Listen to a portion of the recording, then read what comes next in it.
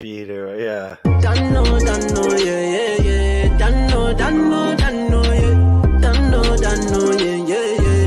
Danno, it's a vibe. Danno, it's a vibe. Danno, yeah.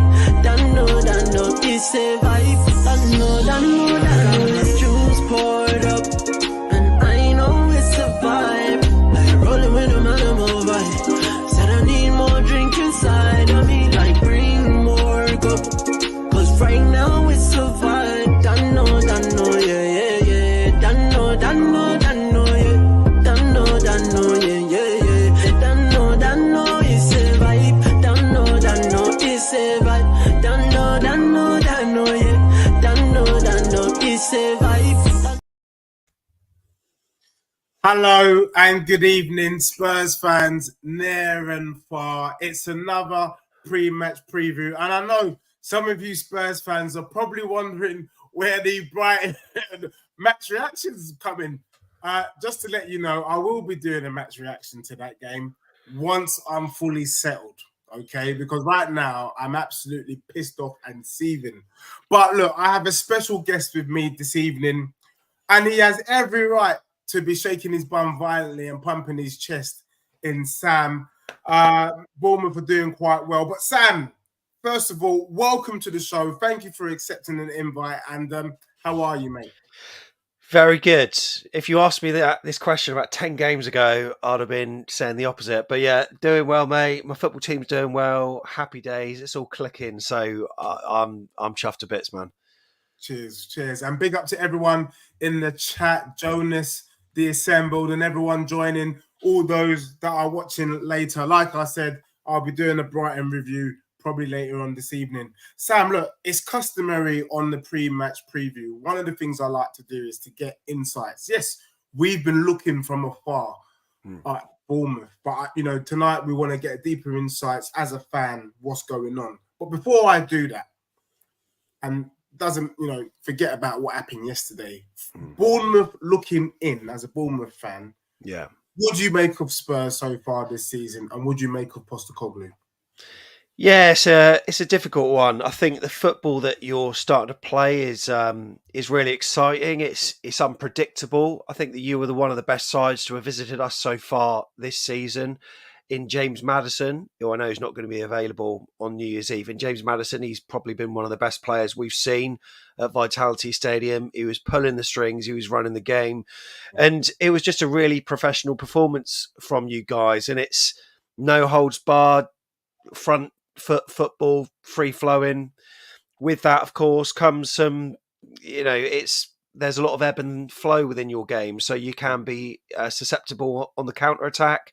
But I think what he's trying to deploy is, sort of attack being your best form of defence in many ways and playing on that front foot whenever you can. But obviously, when you come up against some quality sides and, sometimes the sides that just get a bit of luck, sometimes you can get unstuck. So I can imagine for a Spurs fan, it must be exciting. It must be brilliant to be turning up and thinking, we're going to watch an entertaining game today.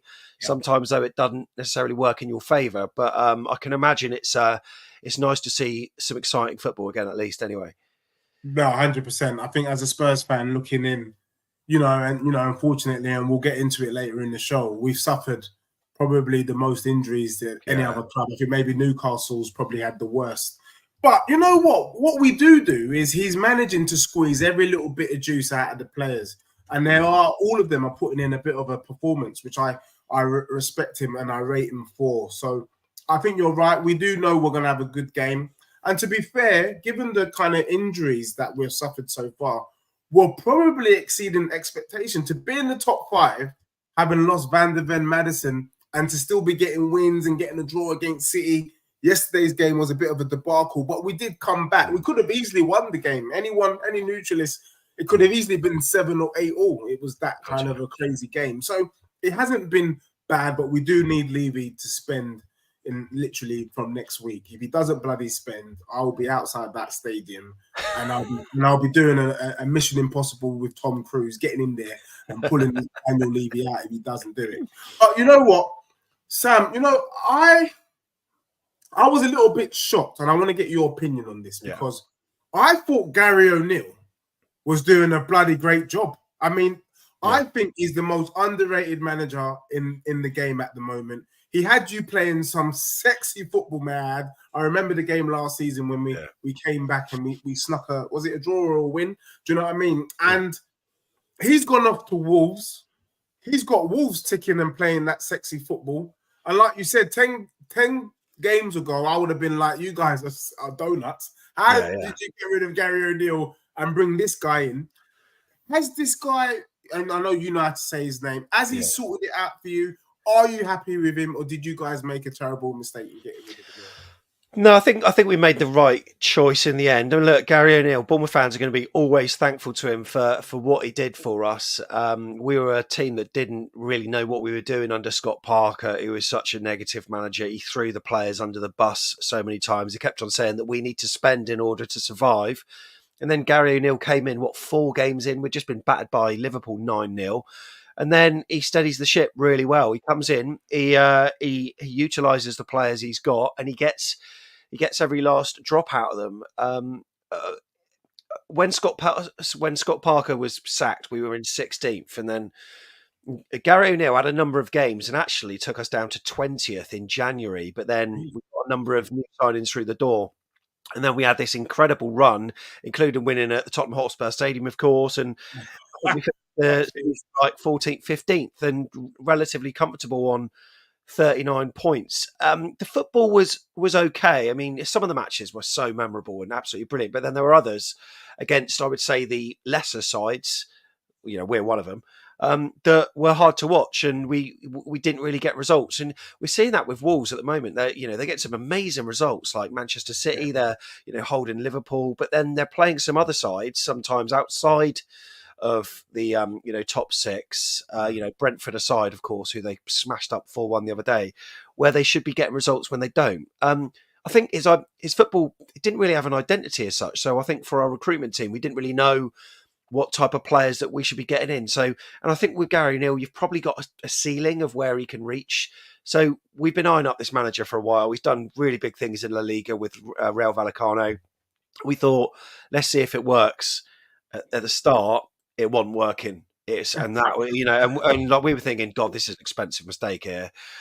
We've got a load of new players in, we've got a new manager, and we aren't winning football games. But then it's slowly started to tick. And now we've got the best form in the league. And I think the players are starting to understand the type of style of football that he wants to play. These group of players were playing a different brand under Gary O'Neill. So they had to learn how the new guy wanted to play, Andoni Iraola. And now it is starting to work, and they understand what they're doing, and things are working. So in hindsight, I don't think it was a mistake to get rid of Gary.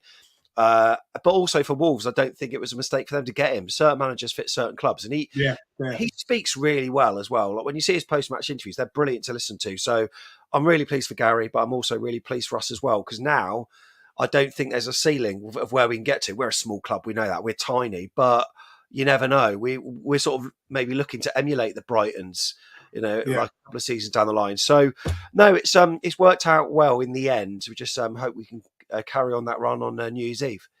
No, I'm so happy that you said that. And look, I've seen everyone in the chat big up the assembled. I'm just going to do a quick response. The assembled, the fact is, and Sam was nodding with me, with the amount of injuries that Spurs have had out, it's been a miracle that we've even managed to pick up 8 points, let alone 6 points in this last 4-game run. So for me, if Spurs are able to get a result against Bournemouth, which we're going to talk about later on, that's 9 points in 4 games. That's pretty impressive stuff. And to keep Spurs in and around that top 4, given the debacle, we can see that Newcastle have lost all their players. They're falling out of the top 4 simply because they just don't have the players available. It does happen, not like your dusty club Arsenal, who have all their players available for you, and you still get slapped up at home by West Ham. But we will touch on that shortly. Sorry about that, but I had to just get that off my chest.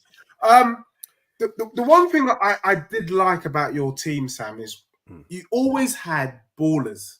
I remember it didn't quite work out for Jordan Ibe, but you got this Clivert kid.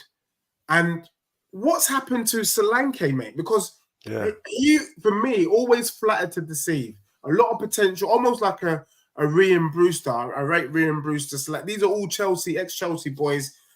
Ryan Bruce is doing well where he's at. Solanke, he went into the wilderness, and then it's almost like he's found the light this season. Did you always see this potential, or are you pleasantly surprised like the rest of the league? Yeah, I think I've always seen the potential in him. I think in our last Premier League campaign before we got relegated, he played second fiddle to Callum Wilson, so you can maybe understand why he didn't really get a look in. He was almost our backup striker. He came at a fee for us, 20 million, which for us at the time, paying out that much on a striker that wasn't really performing, we were wondering, Anisette, we wasted a bit of money here. But then when we got relegated to the Championship, he I want to say he sort of like found his level at the time, and he just needed that confidence back. And first season was a little bit stop-start for him, but then he scored 30 goals in our second season, our promotion season.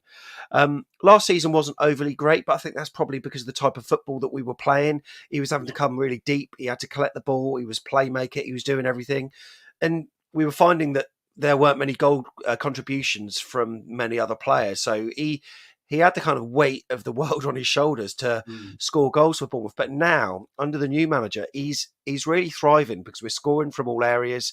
He's not coming back so much. He's more of a poacher. He's like staying in the penalty box. He still works hard, but he's just he's superb for us, and he's integral. He really is, and I just hope he can continue. I mean, I hope he can become a sort of 20 goal a season striker, which would be great. Problem is, being a club of our size, the vultures will start circling, and he's going to be. We're one of them. Exactly, and that's the worry. That's the worry, man. Yeah. No, big up. No, I think he's done well. Is that Kluivert? Is that Patrick Kluivert's son? It is, yeah, Justin Kluivert. Yeah, he's Justin, yeah.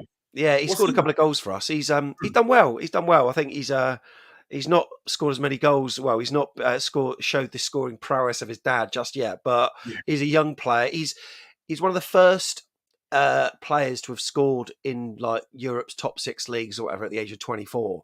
So he's done it in Bundesliga, La Liga. He's done it. He's done it everywhere. And recently scored in the Premier League as well. So he's got potential, but he's he's doing all right. Yeah, I love it. I mean, look, I mean, you've said it. We're seeing it from the outside looking in, playing some really good stuff. And, if you asked me a week ago, I'd have been shaking my bum violently for the game this weekend. All of a sudden now, mate, I'm shivering me timbers. And I'm not so sure about my team. But you've talked about your manager and the kind of impact that he's having. And I feel like no one's really hearing this. No one's really giving him the plaudits. Yeah, we see the good job and the good results, but no one's really just said he needed time to kind of embed. Do you think that maybe the league is not really giving him as much respect as they should? And then I'm going to get into the system that he plays at Bournemouth. I think, I mean, to be honest, as a Bournemouth fan, I'm quite happy if he stays under the radar, to be honest. But he probably isn't. I think for a long time, there was this sort of media narrative of, Bournemouth were absolutely awful. I think Gary Lineker called it ludicrous. They shouldn't have sacked Gary O'Neill. When you've got an English manager, a relatively young manager that's been sacked maybe what they would see as being harshly, then I think it's even more of a challenge for him to win people over. But I think they're starting to see the kind of brand of football that he wants to develop, and we are starting to get a reputation. So he is slowly getting the credit that he deserves. But to be honest, I don't really want him to get the credit because I want him to stay under the radar, because otherwise they'll be looking at him as well. So I'm pleased for him, because we had this like sliding doors moment where we played Burnley and it was a must-win game. We just got beaten by Gary O'Neill himself, which was embarrassing. The Wolves came to us 1-2-1. We were awful at Everton, lost 3-0, who at the time were poor. So we were thinking, oh my God, this manager, like, he ain't cut out for it. He's, yes, he's done all this stuff in La Liga, but that's a different standard. He can't do it. And then Burnley, we were winning 2-1. Burnley score in stoppage time, and it was ruled out for VAR, like a toenail or something. And there's a world in which he could have been sacked after, had that goal been given. But thankfully, it got chalked off, and that was the moment that kind of sparked this whole, revival for him. So I'm so pleased for him, and it's going from strength to strength. And there are a lot of media sort of organisations now that are starting to look at this guy and think, oh, hello, he's doing well. So yeah, I am pleased for him. No, fair play. And you know what? I humble managers, and I feel like there's a bit of a similarity between your gaffer and our gaffer. Yeah. Our gaffer's kept his foot firmly on the ground. People judge him by the leagues that they're in, but actually, it turns out that these guys are all good. And actually, this is, I mean, we talk about every season being the most competitive Premier League season, but I think genuinely we can all sit here and say, bloody hell, it's pretty tight from top to bottom. You know what I mean? Yeah, you know, it's a 3-game swing, literally sends you in the top 4 or in the bottom. It's that crazy this season. I guess I just want to find out, and this is for the Spurs fans who don't watch Bournemouth games that often. How do you shape up in terms of your play, and what would you say your threats are, your strengths, where you can hurt Spurs? Yeah, I mean, you just tapping into the game. I think this is going to be so exciting. Like for the neutral, I mean, I think they got Fulham Arsenal on Sky. Like, what are they thinking? Because this one is going to be so entertaining. Someone in the comments just said it's the high line at all times, Jay, and it's 100% right. We play a very high press. We got our like fullbacks pressing really high up the pitch. Our strength is in our width, really, but then down the spine of the pitch, we've got some really strong, hard-working players as well. We get the ball into the box early. We try to win the ball back in the opposition's like final third and like turnover and create opportunities that way really quickly. And then every so often we'll mix it off. We'll mix it up from defence with a long like raking ball out to the wings and stuff. So like the fullbacks have got to work so damn hard. But yeah, it's it's a style that seems to be catching teams cold at the moment. At some point, we'll get found out. Yeah. We really will. But it's we're facing a similar type of team that play exciting football. So I don't know. I really don't know how it's going to go. We had a similar match against Villa earlier in the season, which was 2-2. This could go the same way, but it's going to be it's going to be a really good match. And in many ways, I'm just annoyed that I'm a Bournemouth fan having to watch this. I would rather be neutral because it would be so good to watch. I mean, for me, it was already tough the first time round. Do you know what I mean? I think we snuck a little win there. I can't even remember the result. Was it 1-0? 2-0, yeah. Madison and Cunha, I think. But it felt like a really tight game. It was, and we kind of breathed a sigh of relief. And also, Madder's done his little thing where he was getting a lot of abuse from your fans, and he did that kind of thing. And then respect to him, because sometimes you forget that these players are human beings, and the fact that he had the presence of mind to play that joke on the fans was absolutely excellent and class. And I'm sure you and the other Bournemouth faithful will be showing him love, even though he won't be on the pitch. Yeah, he's great. I love him. For me, having watched the Brighton game, I saw a team that looked just like Spurs, and it was a bit of a disaster, because I don't think every game that we've played so far, apart from the Wolves game, we've been in control possession-wise. Even in the second half against City, we had more ball possession, may I add. Arsenal, we absolutely slapped them up in their own gaff. We had so much of the ball. But yesterday, seeing the high line, the way Brighton pressed us, the kind of aggression that Igor literally took Brennan Johnson out of the game, and he didn't want it. He didn't want to sniff. And then we're gonna go to Brighton, who are gonna do exactly the same thing. We don't have Romero. We don't have. I'm literally petrified. But how do you think how are you gonna set up? And I want to know your starting lineup. Yeah. Is there any injuries? And then I'm going to ask you who's been a standout player as well. Yeah, I think. I mean, we'll have a similar sort of formation to what you guys will have, like a sort of 4-2-3-1. I think our wide men are seriously key. So Marcus Tavernier, his brother James is doing bits at Rangers. Antoine Semenyo plays out wide. He's from Bristol City. He's an absolute steal for like 9 million or whatever he was. And Philip Billing as well, in that sort of number 10 position, who's just he's got this kind of very laid back demeanour, but he works so hard. He runs more than anyone else, and he sort of pulls the strings behind Dominic Solanke, and they're all equipped to score goals as well. So our front four is actually, like, for a team like Bournemouth, it's actually quite frightening. Like, maybe not a team with the gravitas of Spurs, it probably doesn't frighten you as much, but when we're on it,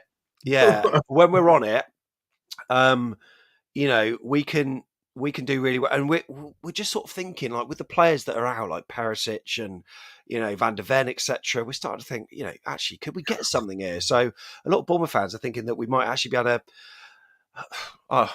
Do I say win? No, I'll say grab a point maybe, but I don't know. It's just I think our strength is in our attack. We are susceptible though from set pieces as well, which is always a danger. If you get a corner, that's when we should be worried, and I'm worried about Son on one side against Adam Smith, who's our veteran player. He's right back. He's like 30. Yeah, 32, 33, ex-Spurs player, of course. And we're playing a right winger at left back at the moment. So Brennan Johnson might have a field day as well. So I think the midfield battle is going to be absolutely key in this. Yeah, no, I hear that. Is it me or I've been seeing Cliver on the pitch with Solanke? Is that not an option, or is that something that? Yeah, quite often he's in the number 10 position. Sort of him and Philip Billing are sort of are taking turns really. So, but then Clivert can equally play out wide as well. Our sort of front four move around a lot. So whilst on a formation we might have one player on the right, one player on the left, you'll often see them like switching around, which obviously makes it very difficult for the defense for Spurs to be able to track. Like shit, like where's my man gone? Like so. There is a lot of movement, but Clivert can play with Solanke for sure. Yeah, I mean, for us, the kind of team news from Spurs and suspensions. I mean, Sam, I saw you because I've got like a razor X-ray vision, licking your lips, for the game, when you were hearing the kind of team sheet. So I think we've got the best keeper in the Prem in Vicario. Yeah, what saves he put in. I mean, yesterday he could have easily been, like I said, 8 or a bloody disaster. Best keeper in the league. We got your doggy. And Pedro Porro, who I think are bringing back the good old days for Spurs. Your doggy is 2.0 and Danny Rose. And I have to say, and I know there's going to be a lot of City fans shutting me down, but Pedro Porro, at the rate he's going, he's going to be a better player than Kyle Walker, mate. For seconds. Not for speed, but if you look for technique and in terms of what he gives in the attacking line, I think Pedro Porro, mate, is an unsung hero. At the moment, at the back, you're licking your lips, Solanke, because we've got bloody Ben Davis and Emerson Royale. Yeah.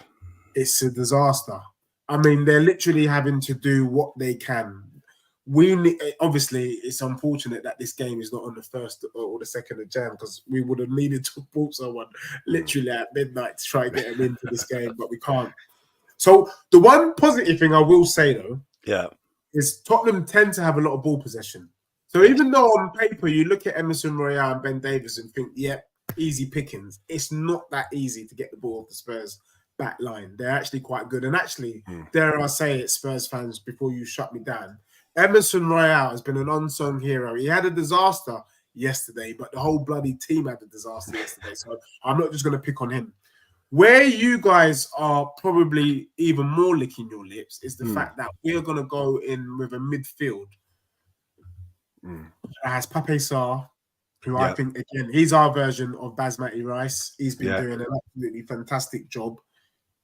We're going to have Højbjerg, because Skip didn't play. I'm not sure if Skip's carrying an injury. I think he might just be back or in contention, at least by the looks of it. And then it's going to be Lo Celso. Now, for me, Lo Celso, I think, has been outdone by, because actually he had a good run of games and then found himself out of the team. And to be fair to him, when he came on yesterday, he did give Brighton a lot of problems and created a little. So Lo Celso coming in, it's not a disaster, but bloody hell, mate, it's not what we wanted to take. It's not what we wanted to bring out against you guys. Kulusevski is bloody banned for this game.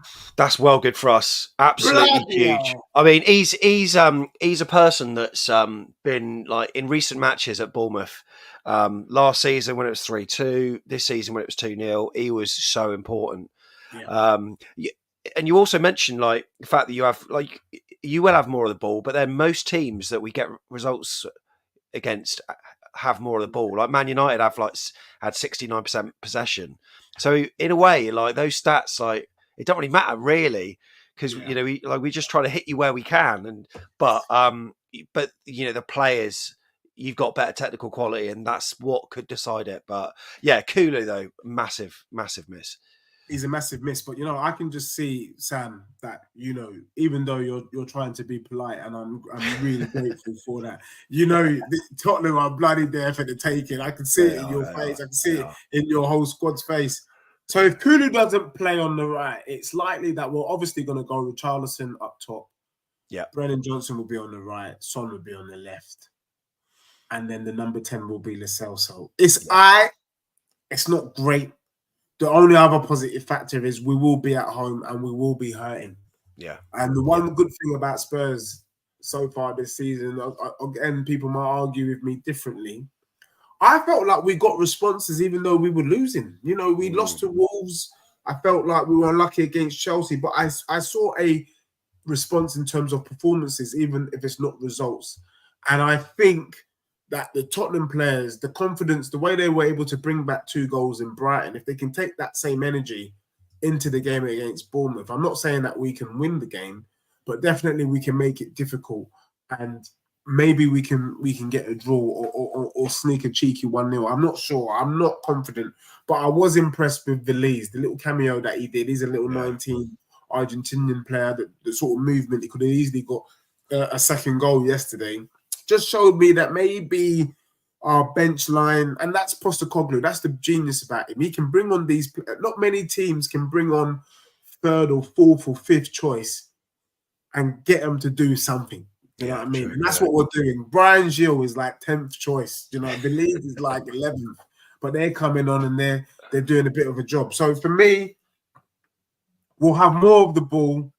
Richarlison just got to get his shooting boots on, or he's got to watch the kind of offside trap. Tottenham have been done over by the offside. Son in the game against Aston Villa, and then yesterday's game, offsides galore. And we just seem to struggle with teams that play the high line. We just get caught out. If we can just sort that bit out, I think it could be a good game. And I don't think it can be the disaster that people think. But Sam, you started to touch on it briefly. Yeah. You were saying about kind of balls into the box. You guys don't. Is that where you see the main threat? Is that your main weakness at Bournemouth? Set pieces. I mean, I know the Luton game was suspended in the end because of Tom Lockyer, but I mean, they scored, from a corner, header, like free kicks into the box, like any early delivery into the box. We struggled more so at the start of the season. We are getting fairly defensively stronger as time goes on. We've got a nice partnership sort of building between our centre-backs, Marcus Senesi and Ilya Zabani, but I would feel that that's still a problem. There's a little bit of naivety there still. So, but then, just those breaks as well. And that's my fear when you've got someone as rapid as Son on one side and Brennan Johnson on the other. That's the thing I do fear the most, really. So, it's honestly, it's going to be such an entertaining game. But then I'm thinking, well, we could probably do the same. Your centre backs. I mean, do you think you'll go with? Because I was thinking that maybe that he might bring in Eric Dyer to go alongside Davies. But do you think that could happen? Our worst game of the performance was when we brought in Eric Dyer. So no, then. He can't. I knew Emerson Royale was going to play centre back because we need mobility.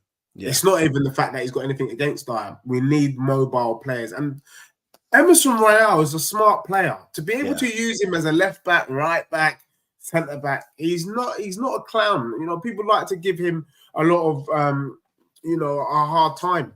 It has to be Emerson Royale because also with his feet, it's all about the feet and moving the ball quickly. He can do that role. But our danger, where people tend to struggle, is if our wing backs do the same job that your wing backs do, they spend a lot of time occupying the other side. Doggy is very hard to bloody track. Yeah, it's hard to get the ball off and it's hard to track. And Porro on the other end is a nightmare. Those two players, I don't know, their IQ must be borderline Einstein because the way they have just acclimatized to that inverted fullback role, these guys are more forward than our attack. If you look, when Spurs are forward, Udogie and Porro are literally on the edge of the box. And that just must be a nightmare for defenders. Yeah. And that's probably the slight difference. I know you play wide, they're bloody inside. Dragging you in. So I agree with you. I mean, this is very much a game for the neutrals. I'm just going to get into the chat. I know it's hard. He's a Spurs supporter. Thanks, Melia. Oh, he's saying people to smash the likes. Please smash it. It does help for the channel.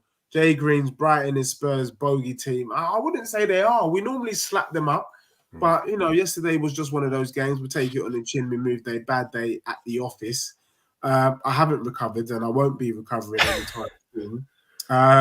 Can you see a past 3-1 Cherries win? So many thinking Cherries little tin pot club are seriously good. Sam, what's your response to that? Yeah, I mean, he's saying that Bournemouth going. You know what? That's the media. That's the fan narrative. And look, I mean, when you turn up to Dean Cook, when you turn up, it is so small. 11,300 seats. You'll stand 6,000 people bigger than that. Like so, people do sort of judge the club by the stadium, and that's always that's always going to be the case. There is plans for a new stadium in a couple of years, so hopefully we can sort of have that tag like gone forever. But I think we'll always have a people thinking we're a small club. We have got a small fan base as well, but we've got owners that are prepared to spend big. Obviously, hopefully within financial fair play constraints, but. We and our recruitment's been seriously good. It's we want to be like Brighton are, and like we're on the right path. We're nowhere near them, but we're on the right path. So, people do think we're a tin pot outfit. They really do, and I suspect there are some managers that think their team could just rock up and win. But now I think people are.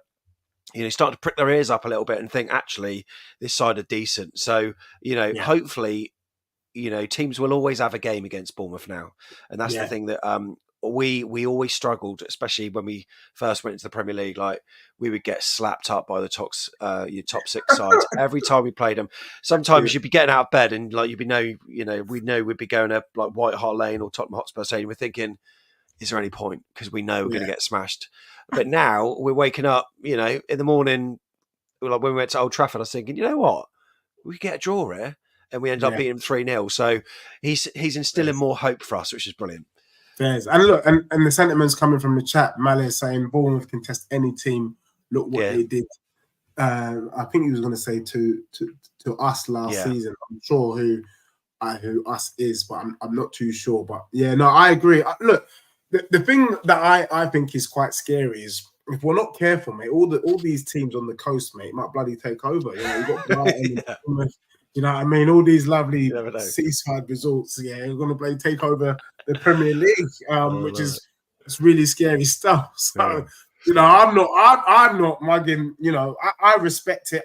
What I like, for me, what I love about Bournemouth, and I'm not just saying it because you're here, it's good old-fashioned from the ground up. Yeah. Spurs have done that, even though people put us in the top 6. When you look at how we've built our stadium, how we've built the team, or how we are building our team, it's very much from the ground up business model. We've invested, we've had to take a loan in order to do this. The one thing that Daniel Levy has is he knows he's got a loyal fan base. Tottenham could be kicked out of football, the stadium be packed. It's that ridiculous. So when you have that, you can make those kind of financial gambles, knowing that you've got a fan base that's going to cover your back. Big time. Luton have done it. Brighton have done it the good way. You're doing it the good way. And you're not even making money off sell. I can't really remember any player that you've sold that you've made good money on. Probably the only, a few seasons ago, Nathan Ake, when he went to Man City, 40 million at the time. But since then, not really. And, maybe you'll get Lloyd, perhaps you'll get Dom Solanke for 80 million or whatever. I don't know, but 80 million. I don't know. Well, we'll see. It says Cherries are far better than last season under O'Neill. Carry a threat in every position. Sam kind of mentioned that as well, saying he prefers the new gaffer. I was surprised to hear that, but fair play. The results probably speak for itself anyway. Looking at your Bournemouth team, I don't want it to, and I know, Sam, anyway, the way that you've been talking, I know you don't just give the kind of surface information, you go deep. Who is making the Cherries tick? Who's been the standout performer or performers for you that have kind of enabled you to go on this kind of charge and be the performance-wise in the most informed team in the Prem. It's mad, really, because when I do these like chats with like top 6 clubs or whatever, like I'll mention the players and they're like, "Who the hell's that?" Like some little Scottish lad. Like so, right? Like Ryan Christie. Like who? But Ryan Christie has played every game for AFC Bournemouth this season. He plays as a sort of double pivot in front of the back four, usually alongside Lewis Cook, who's injured. So it'll be Alex Scott, and I think someone in the chat mentioned Alex Scott, who's an absolute baller, by the way, 20 years old from Bristol City. We paid 25 million for him, but he will play for England. He'll play for England in the next like 3 or 4 years. The guy is unbelievable. They call him like the Guernsey Grealish because he's from the Channel Islands, but he's fluid with the ball and he's superb. But alongside him, Ryan Christie, for his work rate, he used to play a bit higher up in the number 10 position, but his numbers weren't there. And for a player playing in that position, you need him to be assisting or scoring. He can't score. He can't score to save his life. But now he's playing in a deeper position. Like the pressure's almost off him, and mentally he's like switched on, and he's brilliant at breaking up possession. He can like pass really well out wide, plays these lovely little through balls. He's tenacious. He works so hard. He'll track back. He's good with his feet as well. Goes on, jinky runs. And honestly, he's a really good player. We got him from Celtic a couple of seasons ago, and he's been a player that's until this season has been very blown hot and cold, but now people absolutely love him. I wouldn't go so far as to say he's the first name on the team sheet, but he's in the top 3 or 4. He's absolutely superb. So he's the person that I'll be looking out for. As a Spurs fan, when you're watching the game, just check out Ryan Christie because he works so bloody hard. So probably one of the less glamorous players. He's not your Philip Billings or your Dom Solankis or, the players that you probably know, but as he's a brilliant player, he really is. Yeah, and that's what it's about. For me, I'm always looking out for those gems. When you describing Ib, I was just thinking about one of the players I love at Fulham, and he just never gets the plaudits, which is Tom Kearney. Oh God, yeah. What a gracious midfielder. How he's not, no one talks about this guy. I'm still like, what is going on? He's a baller. I've seen Spurs pull him live so many times. So I know what you're saying. It's, to be fair, I put my hand up. I haven't seen Christie much this season, but I will be paying particularly interested in him this weekend. I guess for us, our stand-up players are bloody injured or suspended. You know what I mean? Kulusevski, Basuma, Madders, is the only kind of Spartan that is standing at the 300 is bloody Son. Do you know what I mean? Everyone else is gone. Romero, we've lost every game that Romero hasn't played or we haven't won. Wow. And I think for me that's a scary stat for the day. Always scary. Without Romero, we haven't won a game, and that for me is why I'm really not really. I have to say I'm not looking forward to this game. Big up everyone in the chat. Big up everyone that is here. I just want to, for me, we are looking at 2 of your players. You haven't mentioned him, and I just want to know why. Lloyd Kelly, right? Lloyd Kelly. Yeah. We're looking at Solanke. From your perspective and from what you can see happening at Spurs, could he make the step up, if that's what you want to call it? And I say the step up in inverted commas.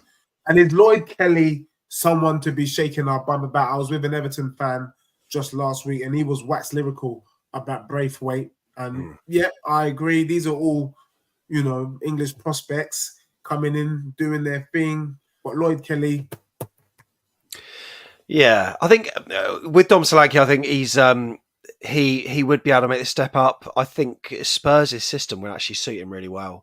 But I think, so I think he could. Lloyd Kelly's an interesting one because he's been a player that's blown hot and cold for AFC Bournemouth like season on season, but we are better with him. We really are. This season, we've realised how sort of crucial he is. He's brilliant, but fortunately for us, other players have managed to step up whilst he's been injured. So he hasn't been playing for a number of weeks now. He's a centre back, a left-sided centre back, left-footed, but also can play left back, left wing back as well. He is strong. He's powerful, and sometimes he gets up the pitch and scores a few goals for us as well.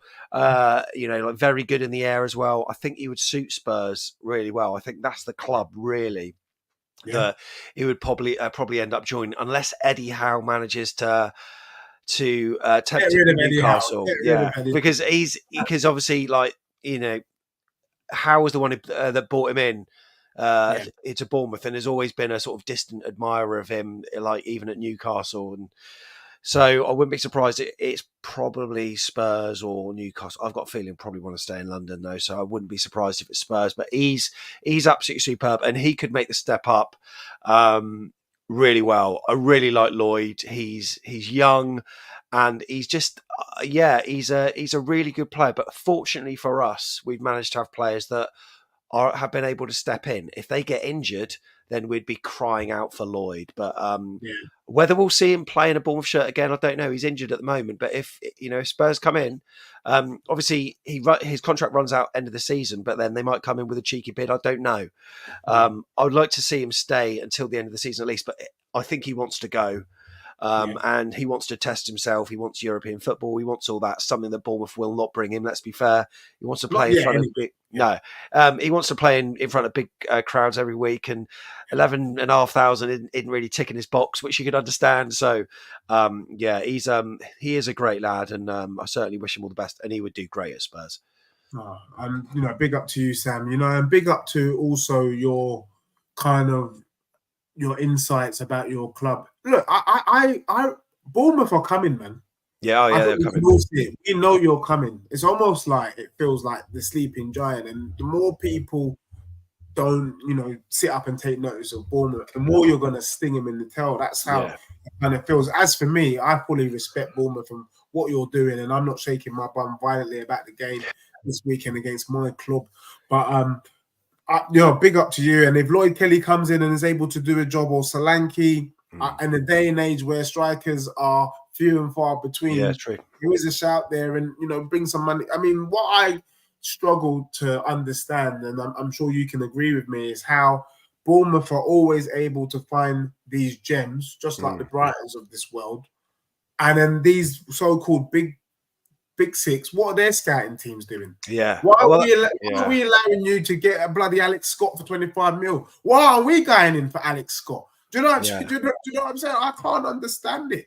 Yeah, that's the thing. I mean, West Ham fans, when they saw that we'd signed him, because I think he was rumoured to be in, West Ham were going to bid as well. So a lot of their fans were like, how the hell have Bournemouth managed to get him? And I don't know, I think it's the size of our club means we're going to be a stepping stone, of course. But also, I think that some of these players, maybe, especially the young ones, they want to play Premier League football, and they want to, they don't want to end up at Bournemouth. Of course they don't. But they know that if they're going to be thrown in at Bournemouth, they're probably going to play most weeks. Whereas if you put them in a top six club, they're going to be rotated. They're not going to get the game time that they want. And maybe they just see it as a way of developing their career faster by joining Bournemouth, but naturally we'll sign them for relatively cheap, and then once they're good, we'll flog them for money. So it is going to be a conveyor belt for us, but it sort of works in our favour, being the size of club we are. Weirdly, yeah. And you know what? I mean, I'm kind of going through this, albeit my son's only 8 years old, but. If I was in the same situation, I'd be advising him to go Bournemouth, because I feel like we've got a kind of academy system that doesn't really give the young people an opportunity. I look at Elise, what a brave move. He said, you know what, forget all these big ones. I'm going to stay at Crystal Palace. I can thrive here. And actually, the most important thing is playing Premier League football. Yeah, playing against the best week in, week out. That's how you show yourself. You don't show yourself on the bench. You don't show yourself playing under 21s football. So actually, we need to be providing more love, more support for the likes of Bournemouth, who, in effect, are helping us shape the next generation. Yeah, true. Yeah, players for the national team as well. So big up to the work that you're doing and the scouting teams that the Bournemouth scouts are doing. And yeah, no, it's going to be interesting stuff. Mm. Sam, look, it's 45 minutes has flown by. It feels like we've just been chatting for 5 minutes. Love it. We're at that stage now where I'm going to ask you. You know it's coming, and you've been trying to leak it out, but I'm not allowed to. The scoreline. Yeah. What's your prediction for this weekend? Will there be a reaction? That's the thing. Will there be a reaction? Or, I think if you'd have gone 2-0 up at Brighton and they'd have come back to win 4-2, would that have been better for us or not? I don't know. Look, taking this game in isolation, I think we've been doing really well recently. I feel as though it's got a draw written all over it, and that is me being slightly optimistic. So I think, if I was just to do a head and heart, my head probably says Spurs will probably sneak it 3-2, 2-1 or something. But I'm going to say 2-2. Our form's been great recently, and there's no reason why we shouldn't, be confident with what we're doing. So my final answer is 2-2. Bloody hell. I mean, you've thrown a spanner in the works there, Sam.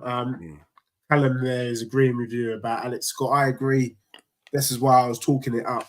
We should be finding these gems, not allowing the Bournemouth of this world to take them. But anyway, if they didn't take them, then it wouldn't be as competitive as the league is now. So I don't know what side of the fence I sit on. For me, look, I'm going to give you my head and heart as well, because I think that's the only way to kind of talk about it. Now, my head says we should lose. I think given the form that you're on, you don't really have you don't have that many injuries. I think you're going to put out a fairly decent, fairly strong team by your standards. Tottenham, what we're putting out is pretty much, it's really patchy.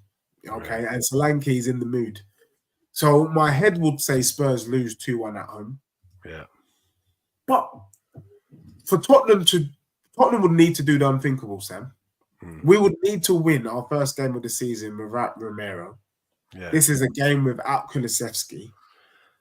We don't have our midfield. No Basuma, no Madders, no Bentancur, bloody hell, no Van der Ven, no Romero. And the only thing that is giving me hope that Tottenham could sneak a 2-1 victory is the fact that your right back is never going to stop Son in his life. No, that's right, yeah. And you've got a right back playing left back up against Brennan Johnson. Now, I'm not being funny, but if Postecoglou rewatched the game against Brighton, Brennan Johnson was a big fat pussy. And what I mean by that is Igor literally took him out. And then he didn't want it. He got the ball and he was scared. I don't know how Premier League players in this day and age, with all the money they're on, are scared to play against another fellow professional. But he was. Your left back ain't gonna be that scary. No.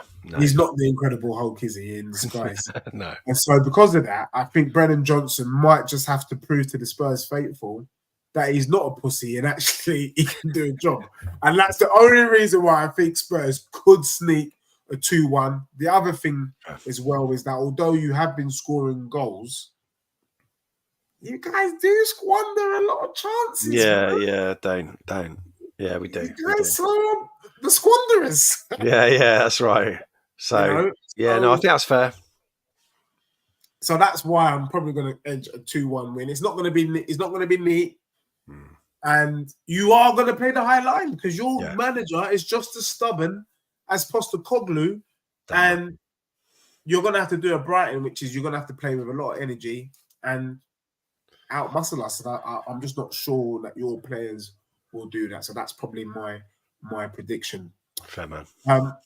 Sam, it's been a pleasure. I'm enjoying this. Final comments now. Big up to everyone. Khalid, I see what you're saying. Big up to you. Big up to Sam. The assembled. Look, I'm going to get a question to you.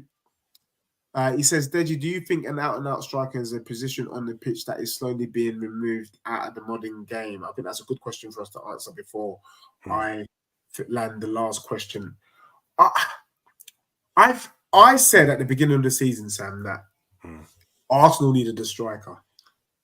And the Arsenal fans were shaking their bum violently, and they had the audacity to tell me that Man City won the league without a number 9. And I said to them, but you're not Man City. No. Now Arsenal fans are shaking their bum violently. We need a goal. We need a number 9. We need someone who can do 20 goals plus.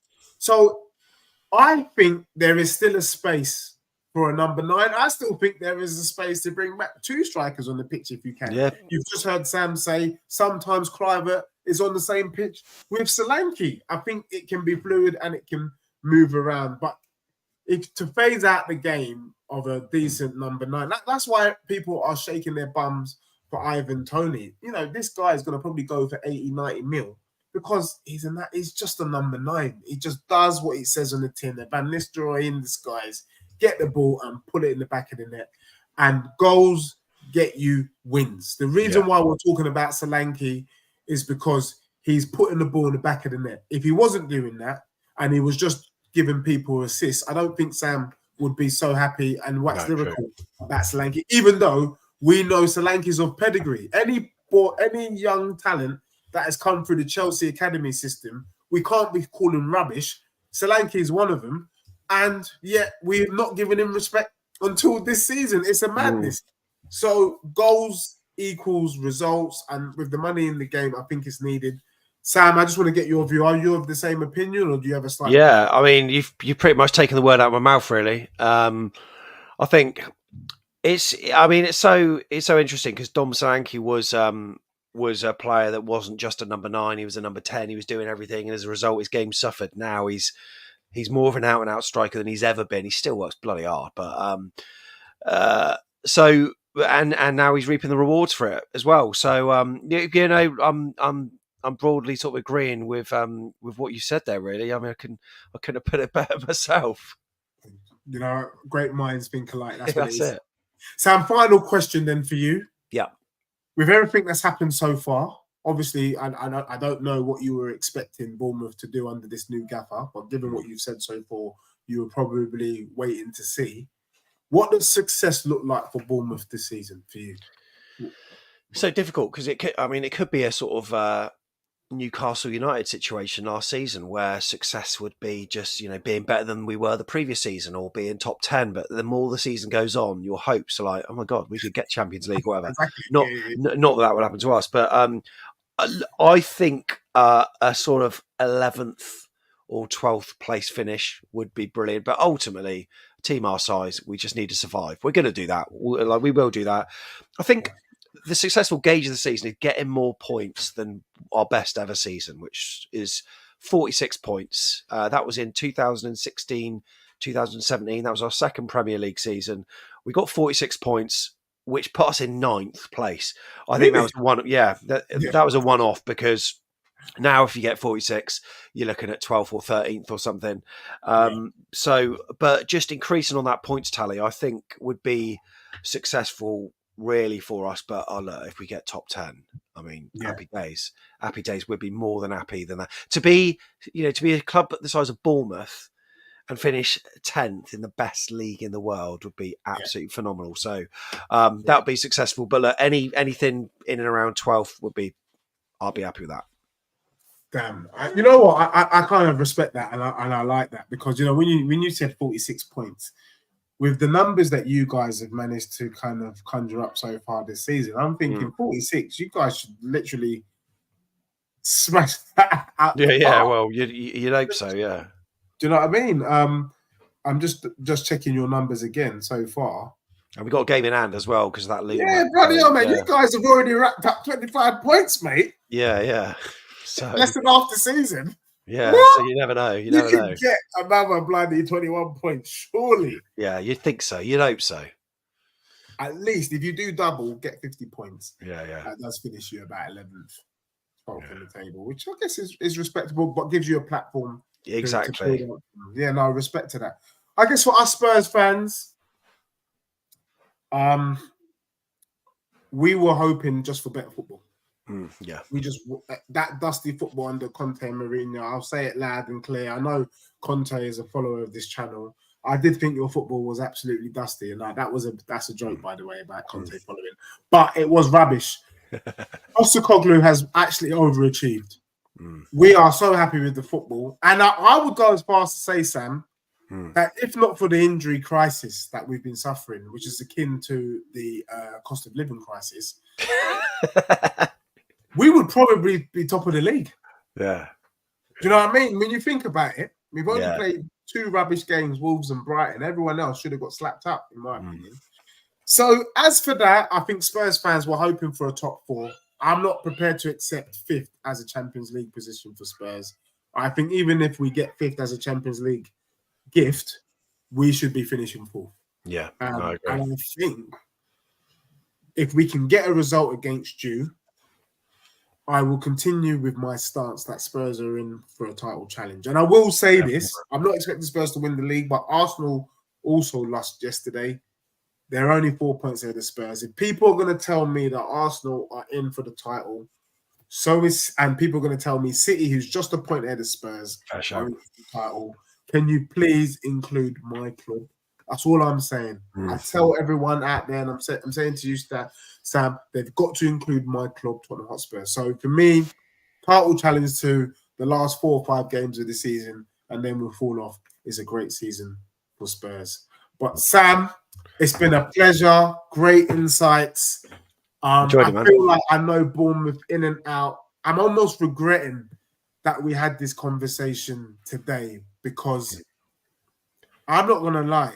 You've been nice, but I'm actually shitting myself. That's just the truth. I'm actually good. This team is going to turn us over. But I'm hoping that Tottenham can do the unthinkable and bring back a result. Sam, maybe we can get 10 minutes on the weekend at some point, or maybe next week, to review the game.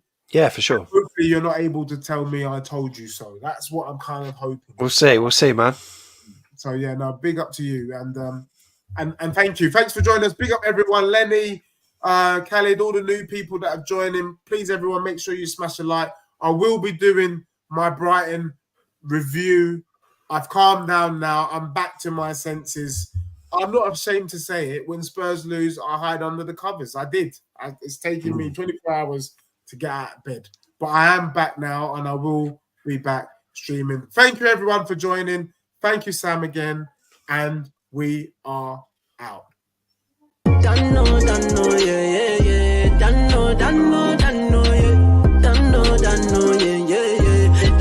Dano, it's a vibe. Dano, it's a vibe. Dano, yeah. Dano, it's a vibe. Dano, it's juice poured up. And I know it's a vibe. Like rolling with a animal vibe. Said I need more drink inside of me. Like bring more cup. Cause right now it's a vibe. Dano, yeah. Dano.